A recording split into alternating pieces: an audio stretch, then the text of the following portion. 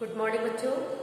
आज मैं आपको व्याकरण के अंतर्गत संस्कृत खंड से संधि के बारे में बताऊंगी।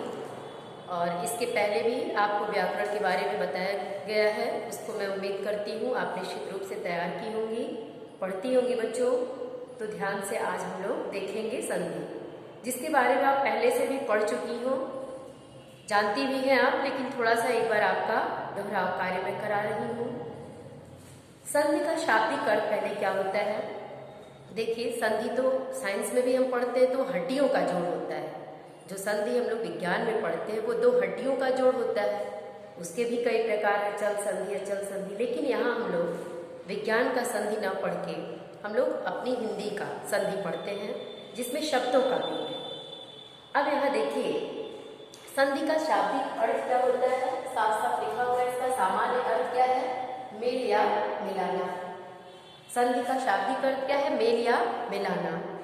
तो जब दो शब्द पास पास आपस में आते हैं, जब दो शब्द पास पास में आते हैं, तो प्रथम शब्द का अंतिम वर्ण, जो प्रथम शब्द होता है उसका अंतिम वर्ण और द्वितीय शब्द का प्रथम वर्ण जब आपस में मिलते हैं तो दोनों के मिलने से उसमें कुछ परिवर्तन होता है। क्या हमने कहा?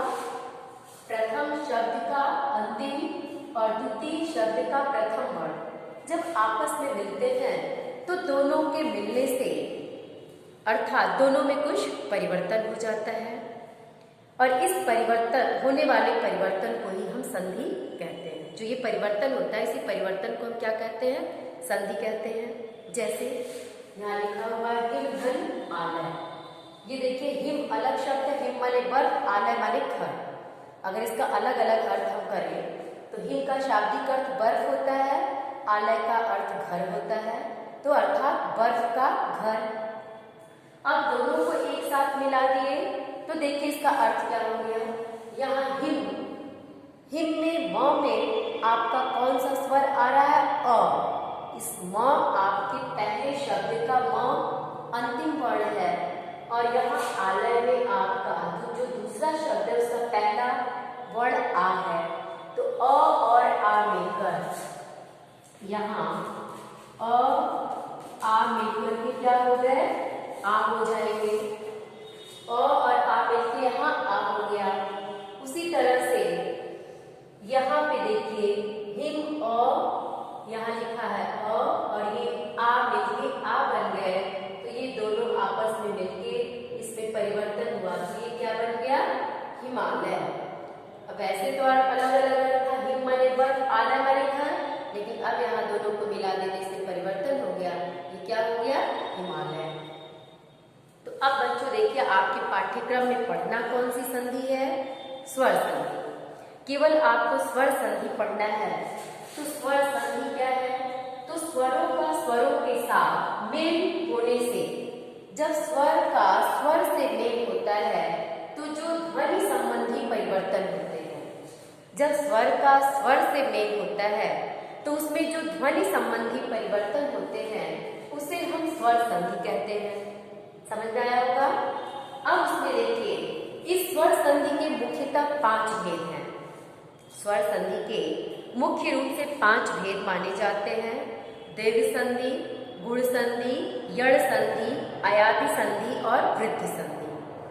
तो आपके पाठ्यक्रम में जो निर्धारित है, जो आपको पढ़ना है, उसमें आपको सिर्फ दीर्घ संधि, गुण, यड़ और अयादि, यही 4 संधि केवल पढ़नी है। तो ये दीर्घ संधि भी आप पहले से पढ़ी हुई है, फिर एक बार आपको मैं बता रही हूँ कैसे समझना है, क्या है। देखिए, दीर्घ संधि जिसका सूत्र सामने लिखा है, अक सवर्णे दीर्घ। अब देखिए हमेशा कैसे दीर्घ होता है, इसके नियम क्या है?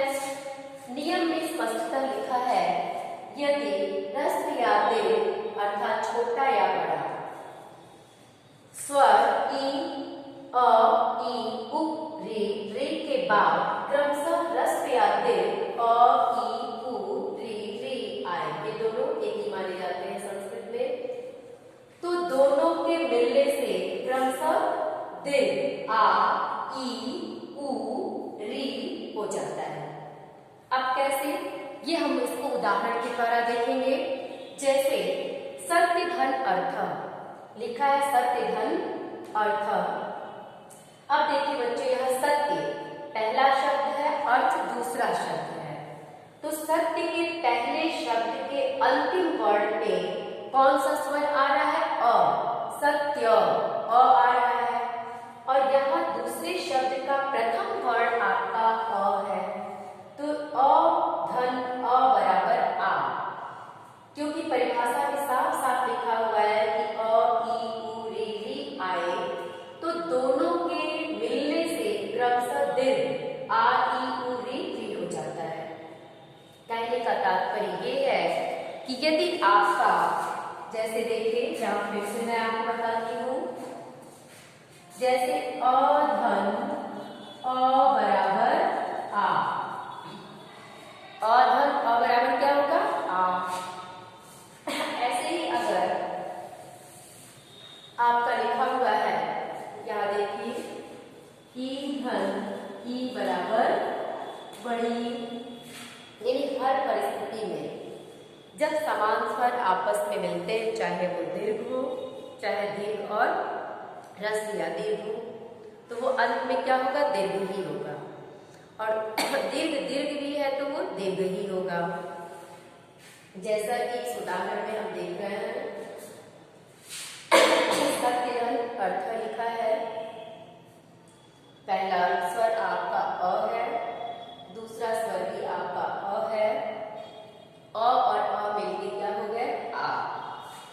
इस तरह से सत्य धन अर्थ हो गया सत्यार्थ। उसी तरह से दूसरा उदाहरण आप देखिए, गिरिघन ईशा। शब्द क्या लिखा है बेटा? गिरिघन ईशा। अब यहाँ देखिए, गिरि जो पहला शब्द है, इसका अंतिम स्वर छोटी ई है, और ईशा में पहला स्वर बड़ी ई है। तो यहाँ छोटी ई और बड़ी ई मिलकर क्या हो गया? बड़ी, क्योंकि हर परिस्थिति में इसको दीर्घ ही होना है, बड़ा ही होना है। तो ये हो गया आपका गिरिशा। क्या हो जाएगा? ई मिलके दीर्घ स्वर में गिरिशा। वैसे देखिए, लघुधन उत्तरम, तो यहाँ छोटा ऊ है, ये भी छोटा ऊ है, छोटा ऊ मिलके क्या हो गया? बड़ा ऊ। इस तरह से जब यहाँ से छोटा ऊ निकल गया, ये छोटा ऊ, दोनों मिलके जब बड़ा ऊ में बदलेंगे, तो अब ये दोनों को सब एक साथ हम करेंगे तो परिवर्तन होकर क्या हो जाएगा? लघुत्तरम।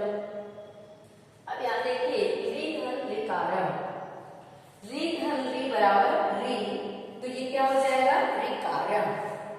एक चीज और आपको ध्यान देना है, जो यहाँ री और री लिखा है, इसको आपको ध्यान देना है कि ये दोनों सवर्ण संज्ञक होते हैं, अतः दोनों समान स्वर माने जाते हैं।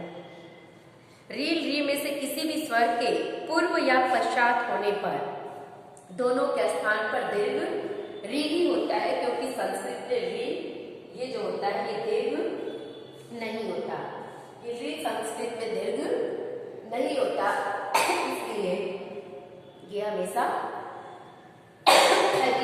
होगा।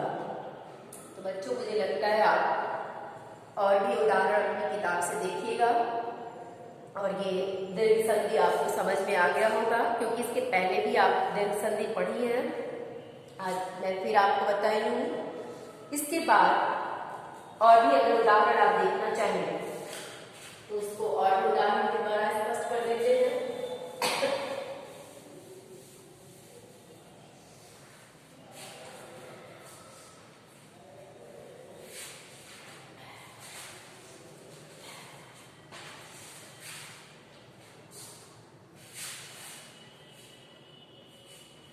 तत्र धन अपि।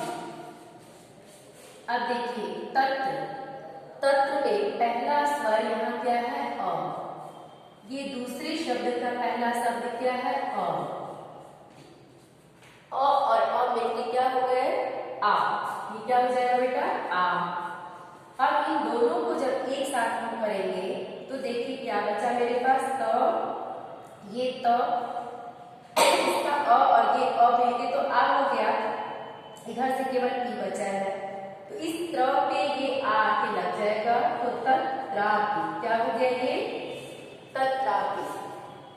और भी थोड़ा उदाहरण आप किताब से एक बार देख लेंगे बच्चों, निश्चित रूप से आपको समझ में आ जाएगा। अब इसके बाद हम लोग गुण संधि पढ़ेंगे। Thank you.